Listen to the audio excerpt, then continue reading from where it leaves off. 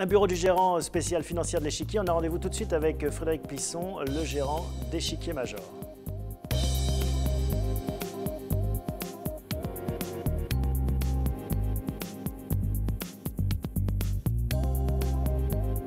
Frédéric Plisson, bonjour. Bonjour. Merci de nous recevoir ici, dans vos bureaux financiers de l'Échiquier. On va parler avec vous du fonds que vous gérez. Vous avez la responsabilité d'Échiquier Major. Mais auparavant, un mot sur votre société de gestion.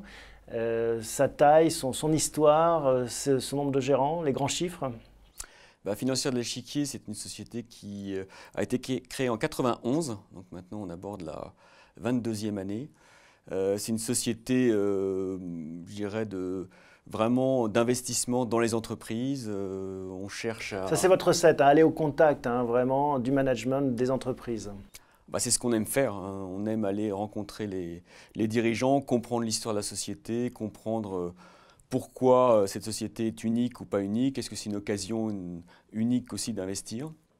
Et donc, on fait la même méthode depuis 22 ans. Didier Leménestrel, qui a créé la société, nous a inculqué une méthode de choix de valeur et d'aller sur le terrain. Et c'est ce qu'on fait tous les jours. Et on est une vingtaine de gérants aujourd'hui. Alors, ça nous amène justement à votre fonds, Échiquier Major, un fonds de grande capitalisation européenne, l'équivalent du CAC 40.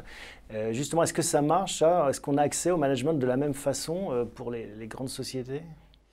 Alors, Échiquier Major a été créé en 2005, en mars 2005, avec une idée derrière cette création, c'est de faire la même méthode exactement de choix de valeur à travers un univers d'investissement plus large, puisque ce sont les grandes valeurs européennes avec un biais leadership.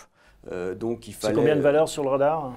À peu près 150 sociétés qu'on a toutes rencontrées depuis les 9 ans qu'on gère ce fonds. Et alors ça me ramène à ma question, c'est facile d'avoir accès au top management de ces 150 plus grandes entreprises européennes? Alors c'est pas, au départ c'est toujours compliqué parce qu'il faut être connu, mais là maintenant depuis 9 ans je pense qu'on a acquis une certaine stabilité. Je pense que les investisseurs, les dirigeants sont contents de nous rencontrer parce qu'on est là sur le long terme.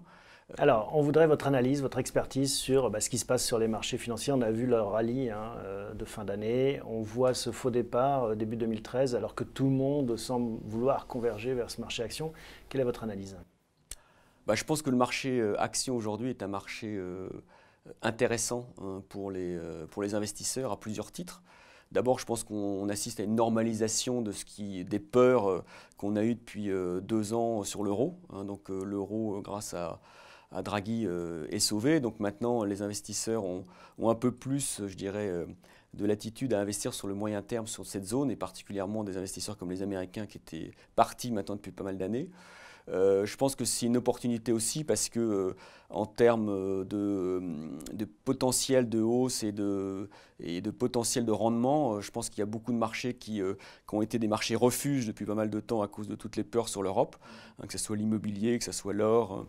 Donc vous restez optimiste sur les marchés actions européens, disons à moyen terme pour l'horizon 2013? Je pense que en tout cas dans l'univers dans lequel je suis, moi, de la croissance, je dirais que rien n'a vraiment changé depuis pas mal de temps. Je pense que c'est des sociétés qui ont le monde devant eux. On est dans un monde d'opportunités incroyables pour ces grandes sociétés européennes qui exportent et qui vont chercher la croissance dans les pays émergents ou autres. C'est un peu, je dirais, une tarte à la crème de dire ça, mais c'est une réalité. Je crois que quand on a 4% de croissance mondiale depuis des années, ces sociétés comme L'Oréal, comme Luxottica, comme Volkswagen ont toute l'attitude pour aller chercher la croissance et faire du résultat. Alors, quelles sont vos positions récentes? Qu'est-ce que vous avez acheté récemment? Qu'est-ce que vous avez vu comme opportunité dans ce marché?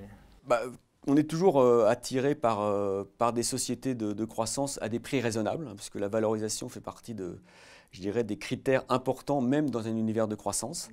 Et dans ce cadre-là, c'est vrai qu'on a, en fin d'année dernière, on avait pas mal renforcé les valeurs de croissance cyclique mondiale, comme les équipementiers automobiles et aussi les grands constructeurs automobiles allemands, comme BMW, Volkswagen.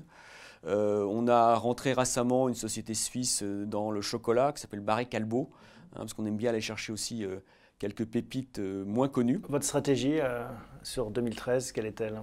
On a beaucoup de chance parce qu'on évolue dans finalement dans un territoire de qualité hein, qui a été quand même très confortable ces derniers temps. Ce territoire de qualité, c'est vrai, a été souvent le refuge de beaucoup d'investisseurs. C'est pour ça que j'insiste un peu sur la valorisation et qu'il ne faut pas non plus acheter à n'importe quel prix, n'importe quel dossier. Et ça va être vraiment le défi de 2013 en fait. Ça va être de trouver des bonnes sociétés qui se payent d'une façon assez raisonnable, de se projeter peut-être un peu plus loin hein, que les analystes ne peuvent le faire parce qu'eux, ils ont un besoin de résultats assez courts. Nous, on a du temps. Merci Frédéric Plisson. Julie, content de vous retrouver. Vous avez assisté à cet entretien avec le gérant Frédéric Plisson. Qu'est-ce que vous retenez de ces échanges ? Alors premièrement, on retient, c'est le fonds Échiquier Major qui investit sur les grandes capitalisations européennes, c'est-à-dire un spectre de 150 valeurs, parmi lesquelles donc le gérant Frédéric Plisson en retient environ 40-50. Deuxièmement, donc 2013 sera marqué par la normalisation des marchés suite au sauvetage de l'euro l'été dernier par Draghi. Et enfin, comme le souligne donc le gérant, l'Europe est un territoire de qualité, parmi lesquels il continuera à sélectionner les sociétés de croissance, mais à prix raisonnable. Merci beaucoup Julie, à bientôt. Merci.